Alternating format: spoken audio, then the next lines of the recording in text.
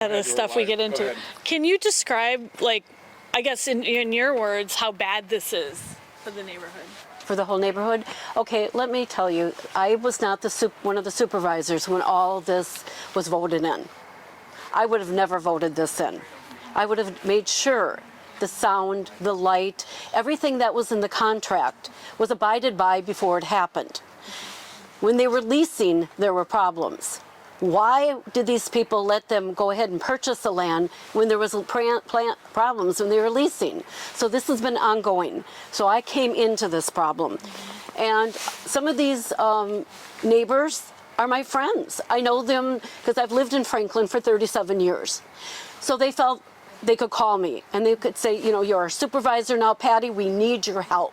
We just want it turned down. I thought, you know, I'll work with people. I thought it would be, you know, just ask them to be good neighbors, turn it down, you know, and you don't have to have a blasting, and I get nowhere. This is what I get. Oh, you don't like us, you don't want us to succeed. Totally, totally off center there. I want to see the businesses succeed in Franklin. Not only do I want to see the businesses succeed, I want to see the community members be happy. Happy neighbors, happy to the developers. But it doesn't seem to work. So myself and my fellow supervisors did do a resolution to have the sound study done. Unfortunately, the sound study is not going to come out the way everyone's going to want that to come out. If I didn't know any better, I would say from the onset it was set to fail. Why am I saying that? The developer would not let the sound study people, RSG, get onto the land to put the speakers by the abatement line. Now, as the neighbors, one of the neighbors stated, the land next door here is parkland that is abutted right next to the Rock Sports Complex. So parkland has very strict noise regulations and curfews, etc. And it's not happening because they're just not following the rules, especially during Hills Have Eyes. So it's really hard to regulate this. This is a totally different animal. So we have the sound study. I've got the results. Anybody that wants to hear the whole story, this Wednesday at the courthouse at 2 o'clock at the audit committee meeting, I'm going to go through the whole audit with everyone. I'm going to explain to them what was in the audit, what is true, what is untrue. This is what we asked to be done. It wasn't done. We asked them to look at ordinances. They looked at one little ordinance. That was one sentence. When I can show you pages of ordinances that they should have went through to do this sound study. We asked them to you know, to not only check the ordinances, but to monitor all the monitors up there and give, you know, details of how the noise was going. Only to find out a lot of these monitors have not been working. They haven't been working for some of them well over a year. I don't know how much longer, you know, prior to that, but I do have correspondence from the city of Franklin verifying that they know that the monitors were not working. That was part of the contract, to send a report to the county and let us know how the sound is doing and is it affecting the neighbors. And talking about affecting the neighbors, just so you know, just tonight, one of the neighbors called the police about what was going on. And you know what he was told? We really, you know, we really can't come out there. We were just told, you know, to write it down, etc. They don't take this seriously. And as you can tell by the small group that came out tonight impromptuvely, they do care. This is important to them. It's important to their children. At night when you go to bed and it's nice weather like this, you want to open your windows and you want to enjoy your neighborhood. You want fresh air. As we all know, pollution, the worst pollution there is water pollution. Number 2 is noise pollution. And this is what they have to suffer with.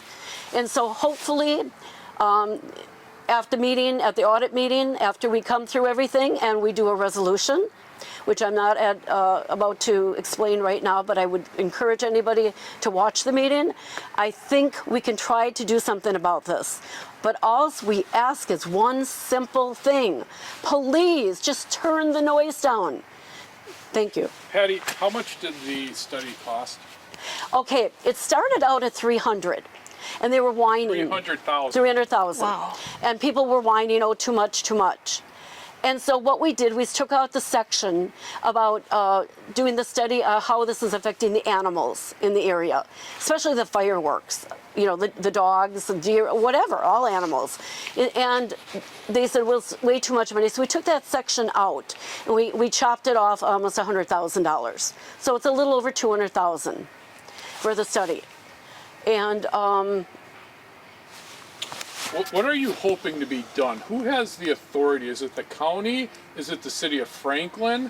What are you hoping to be done at the end of the day to get the noise to be turned off? okay, one of the constituents mentioned that the county set the 79 decibels.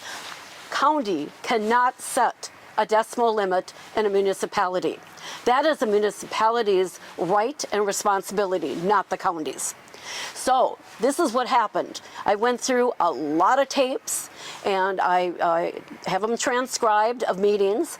And there's one where two people, I don't really want to say names, that were bantering saying, oh yeah, county's saying it's 79 decimals, county's saying 79 decimals. Okay, this is at a common council meeting. Let's make it 79 decimals. The county never said this.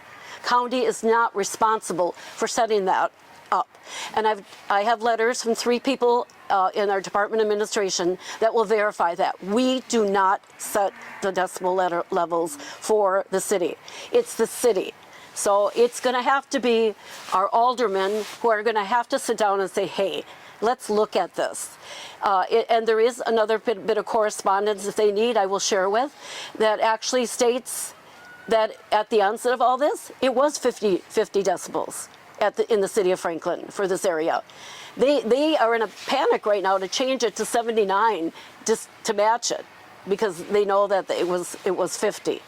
So what do you think it should be? What I think it should be? Well, number one, I think that they should check with other ballparks like this, like Oconomowoc. And there's others in other states that I've reached out, we have literature on. There's special monitors you can get and speaker systems that won't let you go over a certain limit. Within their stadium, I'm not sure, I'm not an expert. I would say 50-55. I don't need it blasting for me to enjoy an event. I was just at a Brewers game. It wasn't blasting like I'm just hearing out here, and it was very enjoyable. So I don't know. I really don't know what it should be set at. If you ask the experts, I believe it's around 50 is average. So I mean, I'm just hearing cowbells and things. Like what? Right. I mean, it's late, and we're It's hearing late at cowbells. night now. We gotta be approaching 10 o'clock. Is it 10 o'clock? Yeah. Well, yes, and the neighbors have called me out. They've had neighborhood parties, Yeah. and they'll say, I can't even have my relatives sitting outside. You come over and listen to what we're hearing, and I do. Cowbells and people going, moo, you know, and I'm like, you know, yeah, and it's loud. Some days are a lot louder than other days. How many complaints have you gotten? How many? Okay. I'm welcoming anybody that wants to see them. I'm going to have them at the meeting on Wednesday. Ring binders full of complaints. I went and did open records to get copies of all the complaints. Franklin, Greendale, you know, and the they're called comment cards at the county level. You know, when we have meetings, they make out complaint cards. Hundreds. Can we? So you said if we come down to the meeting, you can have all these documents for Yes. us to at least like. I will have everything there. That I'll would have be everything great. there. When you said hundreds, can you give us a little more example? 200, 500, 800? Because you have to pay for these open records and it's not cheap. Yeah. What I have right now, I would say there's about 400 or 500. 400 or 500. And would those be generated through the city of Franklin? Franklin, Village of Greendale, and meetings held at the courthouse at our different meetings. Are those complaints to the cities, and the county, or the police? Is the police separate? That's The police. The complaints go right to the police. Oh, okay. I will tell you okay. that per the contract that we had, Milwaukee County, with the developer, that we told them they had to have a complaint system in order for people to file complaints. And there was 2 complaints on there, and they're complaints about the the lavatories not being clean. But I found out from an employee that just retired, because he had time to do this, there was a place to, if you really read and you really look, he said to me, I unlocked the vault, supervisor. I figured out how to get in there and file a complaint.